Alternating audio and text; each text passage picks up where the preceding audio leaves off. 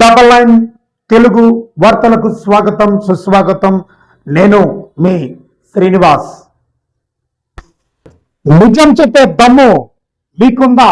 నిజం మాటే సత్తా బాగుంది. 70 సంవత్సరాలుగా నివసిస్తున్న ఇళ్లపై ఒక్కసారిగా సర్వే. ఇప్పుడు ఆ ఇల్లు పరిస్థితి ఏమిటి? రైల్వే 3వ లైన్ 4వ లైన్ పేరుతో బాధపడుతున్న కుటుంబాలు న్యాయం కోసం అధికారులను ఆశ్రయించాయి. విజయనగరం జిల్లాలో జరిగిన ఈ ఘటన ఇప్పుడు చర్చనీయాంశంగా మారింది.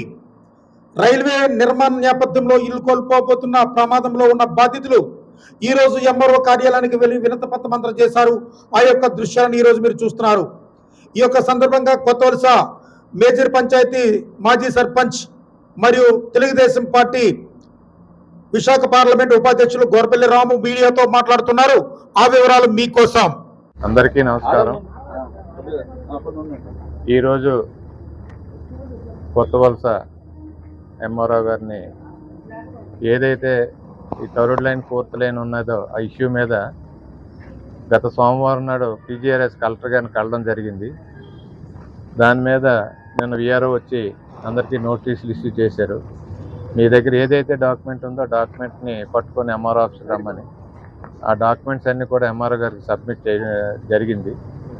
మరి తప్పనిసరిగా ఆ రోజు ఏదైతే 3rd లైన్లో కొన్ని ఇల్లులు ఏవైతే లేవో ఆ ఇల్లులు తర్వాత 4th లైను ఈ 3 కూడా కొన్ని షాపులు ఇవన్నీ కూడా మరి తొలగిస్తున్నారనేది మాకు తెలిసింది. అప్పట్లో ఎవరైతే లేరో వాళ్ళందరినీ కూడా మళ్ళీ లిస్టులో చేర్చుకొని అమౌంట్ విషయంలో కూడా, ఎందుకంటే ఎక్కడో మన పోలవరం కాలువ పోతే 2 times 3 times ఇస్తున్నారు పేమెంట్స్. ఇక్కడ పక్కా ఇల్లులు జీవనోపాధి, ఎందుకంటే గత 40-50 సంవత్సరాల ఉన్నటువంటి నివసించినటువంటి ఇల్లుల్ని ఈరోజు తీసేస్తే వాళ్ళకైతే 1:1 అంటున్నారు. దయచేసి గవర్నమెంట్ అవని అధికారులు అవని అలాగే అందరూ కూడా ఆలోచించి ఏదైతే పోలవరం అవి రైతులకు ఎలాగైతే ఇస్తున్నారో పక్కా బిల్డింగ్కి ఇంకా దానికంటే కమర్షియల్ కనుక పెంచి ఇవ్వాల్సిన అవసరం తప్పనిసరిగా ఉంది. ఎందుకంటే ఇది గజాల్లో ఉంటాయి కనుక దాన్ని దృష్టిలో పెట్టుకొని కలెక్టర్ గారిని స్పందించమని, మా అందరికీ కూడా న్యాయం చేయాలని చెప్పి చేస్తూ, అలాగే లోకల్లో ఉన్న మా ఎమ్మెల్యే గారు లలిత్ కుమార్ గారిని అలాగే ఎంపీ భరత్ గారిని కూడా రేపెల్లుండి మేమందరం కూడా ఎవరైతే లబ్ధిదారులు ఉన్నారో అందరం కూడా కలిసి వాళ్ళకు కూడా ఒక వినతి పత్రం ఇచ్చి వాళ్ళ సైడ్ నుంచి కూడా మాకు కలెక్టర్ గారికి అటు ఆర్డీఓ గారు కానీ అటు పైన సీఎం గారికి కానీ తెలియజేసి మాకు న్యాయం చేస్తారని చెప్పి కొత్తవలస మండలం కొత్తవలస గ్రామ ప్రజల తరఫున నేను తెలియజేస్తున్నాను. ఈ కార్యక్రమంలో లెంక భాస్కర్ రావు, మోపాడ పెంటాసి సన్నిబాబు, పూడి లక్ష్మి, పూడి ఈశ్వరమ్మ తదితరులు పాల్గొన్నారు.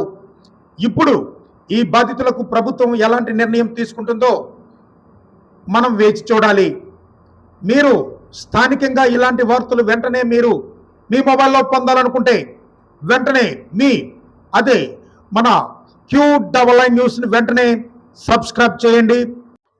ప్రజల ప్రశ్నలు, నాయకుల సమాధానాలు, ఇదే Q9 న్యూస్ ప్రత్యేకత.